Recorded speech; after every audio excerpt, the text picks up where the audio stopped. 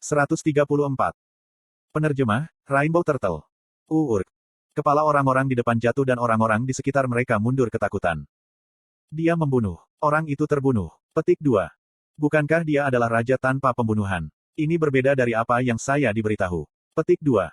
Orang-orang yang kebingungan segera bergegas keluar dengan senjata mereka. Saya tidak membutuhkan keahlian khusus untuk menangkap kecebong ini. Saya benar-benar menggunakan Blade of Fight dan menebang mereka yang berlari. Ah! Saya dengan rapi menghancurkan pengepungan di sekitar saya. Orang terakhir mulai berteriak ketika dia setengah mati. Aku menusukkan pedangku ke pria yang berjuang itu. Itu tanpa ragu-ragu. Aku tidak mendengar tentang dia memiliki keterampilan sebanyak ini. Melarikan diri. Hingga sekarang, saya telah berusaha untuk tidak membunuh siapapun yang menyerang saya.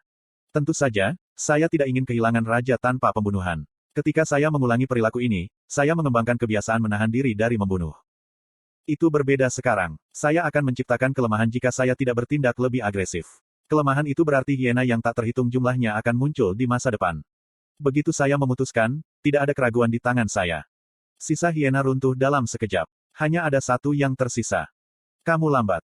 Saya mendengar pedang dan melihat Yo Jong Hyuk menyimpan pedangnya. Tidak ada ekspresi di wajah orang yang membunuh lebih banyak orang daripada saya. Jelas dikatakan bahwa Raja Agung tidak bekerja sama dengannya. Satu pria yang tersisa berjalan mundur sementara anggota tubuhnya bergetar. Saya bertanya kepadanya, siapa yang membuatmu melakukan ini? Itu. Karakter, Seo Ingu, telah jatuh dalam penderitaan yang mendalam. Saat berikutnya, ekspresinya berubah dan dia tiba-tiba berlari ke arahku. Tidak mungkin seperti ini. Itu aneh. Mengapa lari mati ketika dia tidak memiliki kesempatan untuk menang sama sekali? Sensasi dingin terlintas di benak saya. Lalu pria itu berteriak, untuk pembebasan umat manusia. Dia terlihat seperti seorang martir. Pembebasan umat manusia. Pedang Yo Jong Hyuk bergerak dan kepala pria itu jatuh. Apa yang kamu lihat dengan bodoh? Aku benar-benar terbangun oleh suara testis Yo Jong Hyuk. Tidakkah kamu berpikir ada sesuatu yang salah? Jarang sekali seseorang memiliki kesetiaan yang kuat. Kau tahu, manusia bukanlah binatang setianya. Apalagi dalam situasi saat ini. Petik 2. Yo Jong Hyuk memarahi saya, Anda menghabiskan waktu dan orang-orang yang bersembunyi melarikan diri. Saya tidak bisa berbicara dengan si brengsek ini. Kami memutuskan untuk mengikuti jejak mereka yang melarikan diri. Saya bertanya, ngomong-ngomong, apakah Anda akan terus pergi dengan saya? Petik 2. Apakah kamu mungkin mencari kesempatan untuk memukulku? Yo Jong Hyuk memperhatikanku dengan matanya yang unik dan perlahan membuka mulutnya. Kaulah yang mengingatkanku. Terima kasih telah memberitahu saya. Petik 2.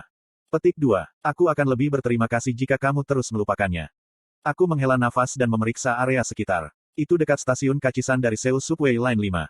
Yo Jong Hyuk berbicara dengan ekspresi bingung. Aneh. Skenario perburuan harus sedang berlangsung di Seoul Dome. Petik 2. Aku tidak tahu. Perburuan itu mungkin bukan berburu. Petik 2. Semua jalan menuju Kachisan, termasuk stasiun Ujangsan, stasiun Sinjeong dan Mokdong penuh dengan darah inkarnasi. Ada mayat tergeletak di jalan. Ada banyak tubuh sebelumnya. Masalahnya kali ini adalah metode pembunuhan. Yo Jong Hyuk melihat luka-luka itu dan mengangguk. Penyebab luka-luka ini adalah manusia. Jika skenario perburuan monster berlanjut, maka semua luka pada tubuh akan berupa bekas gigi atau bekas cakar dari monster. Namun, orang-orang ini jelas meninggal karena senjata tajam atau peluru ajaib. Dengan kata lain, ada perkelahian di sini terlepas dari skenario. Tidak lama kemudian, kami menemukan seseorang yang melarikan diri. Di sana.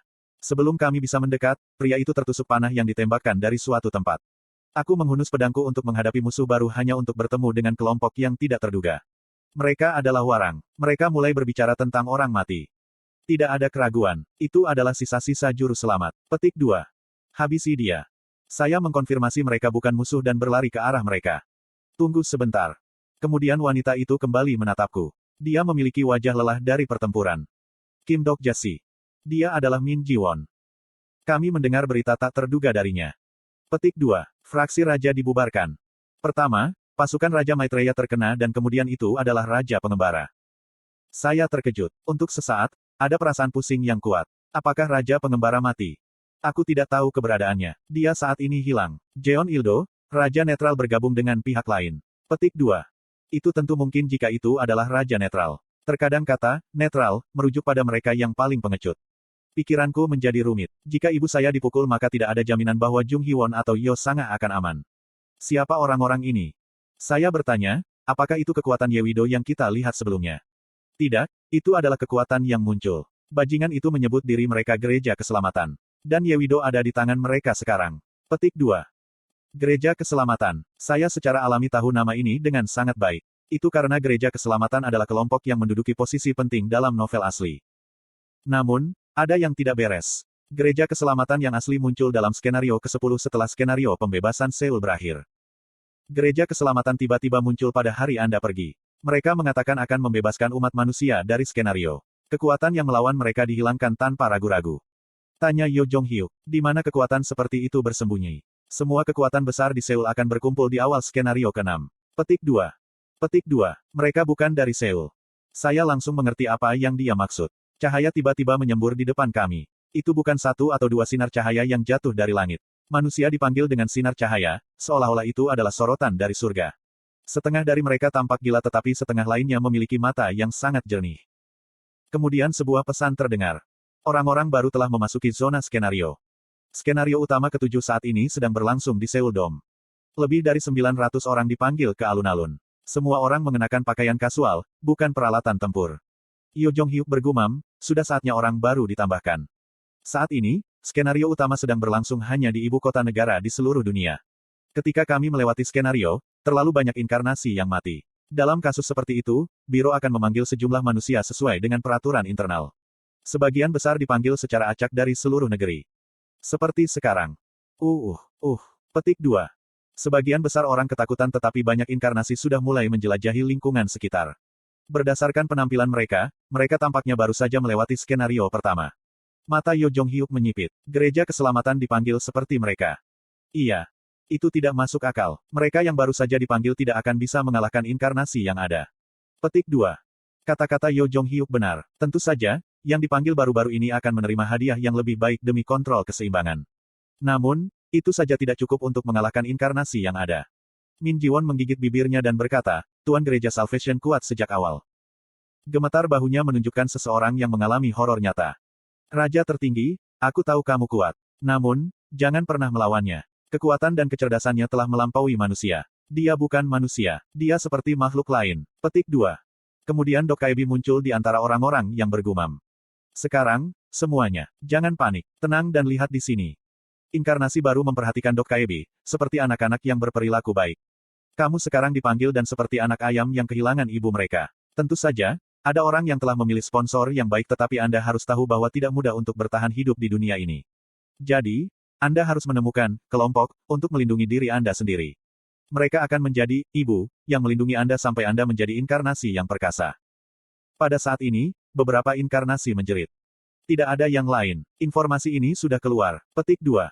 Kau sudah memberi tahu kami jadi keluar dari sini. Inkarnasi mulai bergerak sebelum Dok Kaebi menyelesaikan kata-katanya. Ada peristiwa yang berkaitan dengan para nabi dan informasi internal juga dirilis oleh inkarnasi dengan kekuatan internet. Banyak dari mereka mungkin sudah siap. Raja tertinggi. Saya harus tetap berpegang pada sisi Raja tertinggi. Petik 2. Tepat sekali. Inkarnasi terkuat adalah Raja Agung. Petik 2. Orang-orang miskin ini menuju ke kematian mereka sendiri. Saya berdoa untuk jiwa mereka. Aku dengar Raja kecantikan itu bagus. Apa yang sedang kamu lakukan? Dia lemah. Petik 2. Dia luar biasa cantik. Petik 2. Haruskah kita pergi melihatnya dulu?